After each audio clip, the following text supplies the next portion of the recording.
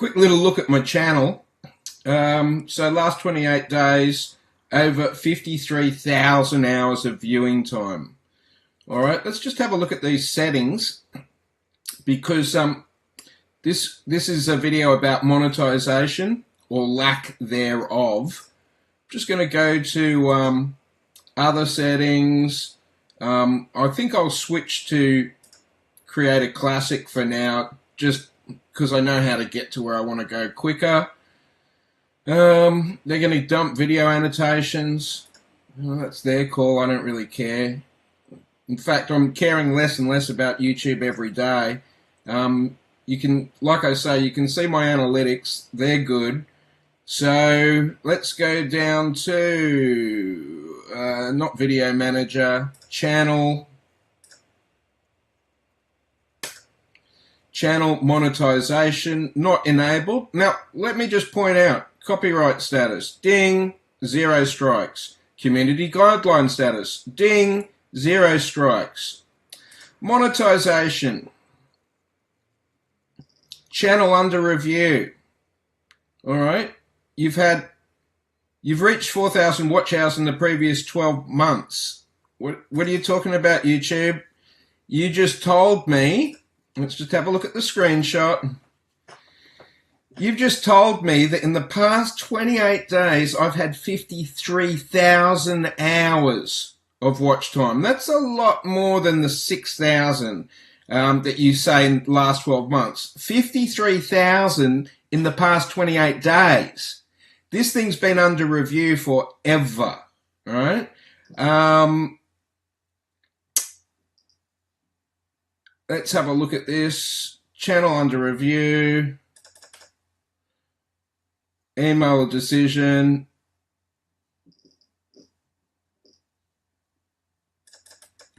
Channel under review. All right. Let's just search for this. There's apparently... yeah, this is the one. No, this isn't the one. You can't fix this. There's no fix if it's under review. Absolutely no. These are liars that are trying to get... It's basically clickbait. And again, as if YouTube would care. Not exposed. None of this rubbish. Still waiting. Yes, I am still waiting. This one, VidIQ, actually enjoyed this channel. And welcome back to another. I enjoyed watching this, and no, that's not the one.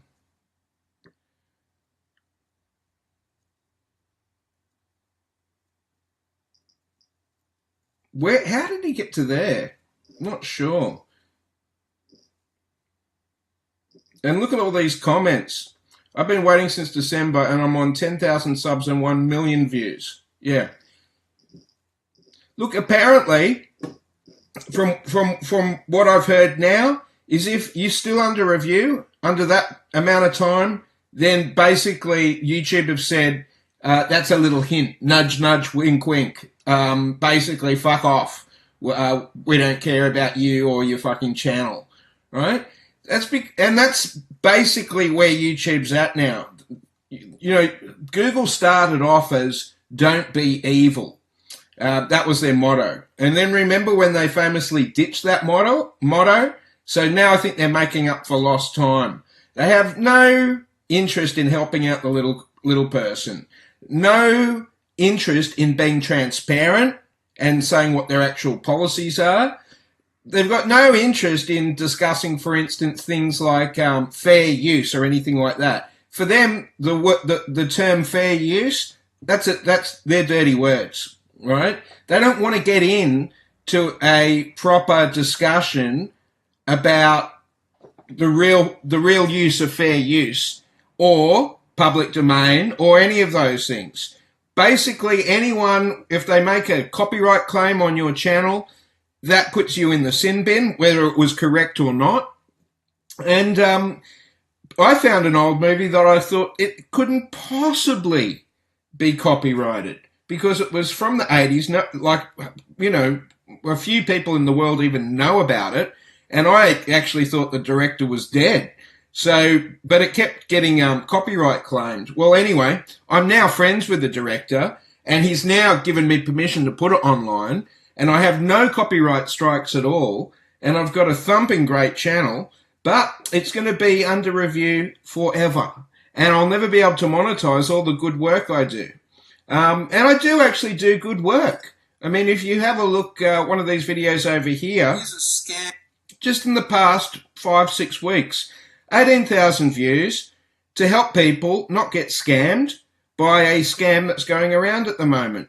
179 thumbs up in the last 4 or 5 weeks. Yet, you know, does YouTube care about this? No. Are they happy to monetize it or put ads on it and stuff like that? Yes. Anyway, that's enough of my rant. But basically, I just wanted to let you know that if you think there's some way out of this, I can tell you there's no way out. There's no recourse. There's no. You just have to sit back and assume the position and take the punishment meted out by YouTube. All right? Who are evil. Yeah, look, I'm back on the VidIQ page. They've nailed it as far as this issue goes. And they explain a lot of what's going on. These new opaque transparencies that you have to dig so deep to get to this stuff. Duplicative content. It's not just about copyright. It's now the spirit of YPP. Well, it would be very nice if the spirit of YPP actually existed. How many times have you gone and searched for a movie that you wanted to see? I don't know I don't go to the movies so much anymore. What's a big one? I don't know. Mission Impossible.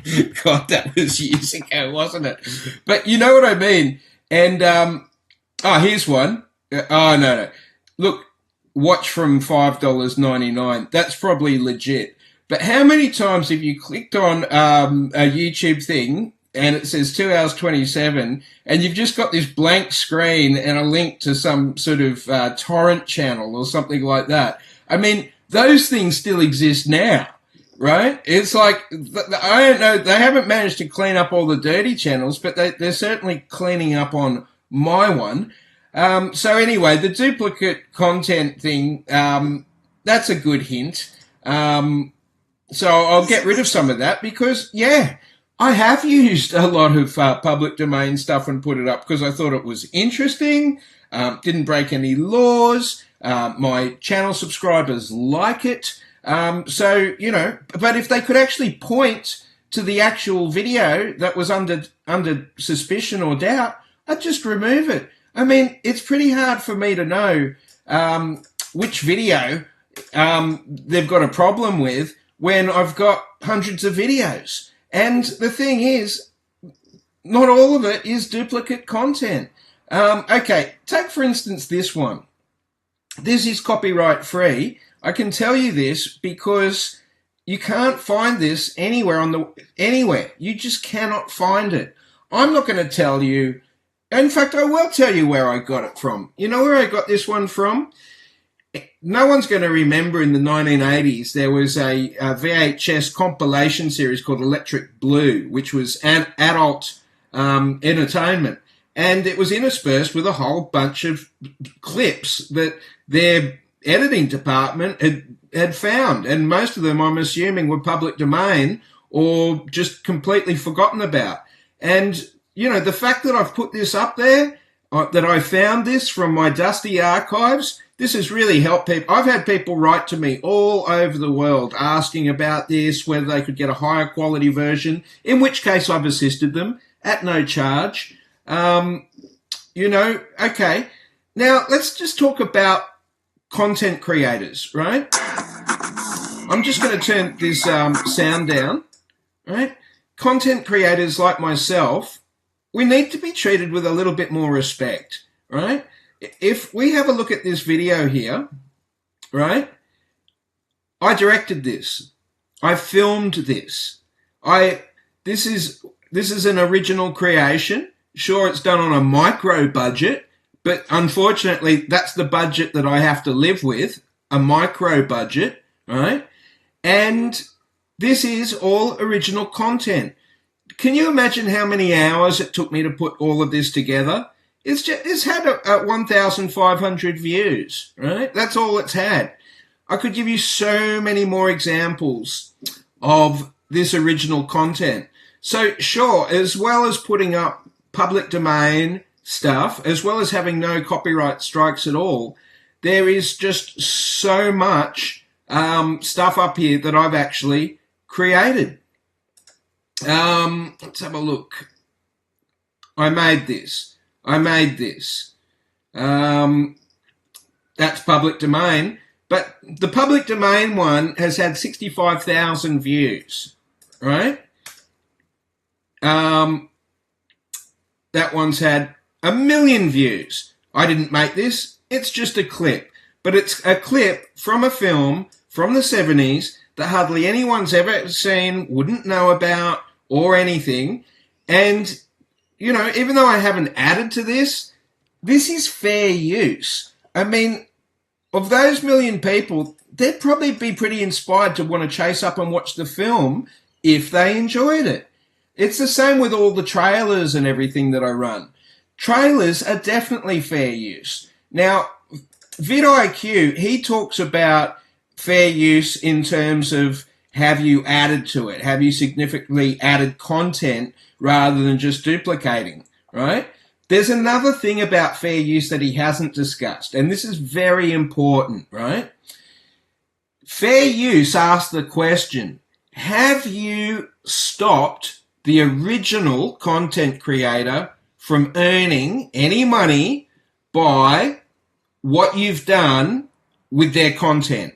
So especially in the sense of movie trailers, right? Especially in the sense of movie trailers, a movie trailer, if anything, is not going to do anything other than persuade someone to watch the film, right? It's not going to persuade them, like, once they've watched the trailer, that's not done for them. They're, I've seen the trailer, right? Oh, that's all I wanted to see. People that are looking up any of these films and watching the trailer, they're there trying to make a decision whether they should actually pursue to watch the feature-length thing. That's how it works, right? So that's a very important thing about fair use. And that's like whether you have impeded the original content creator from earning some coin.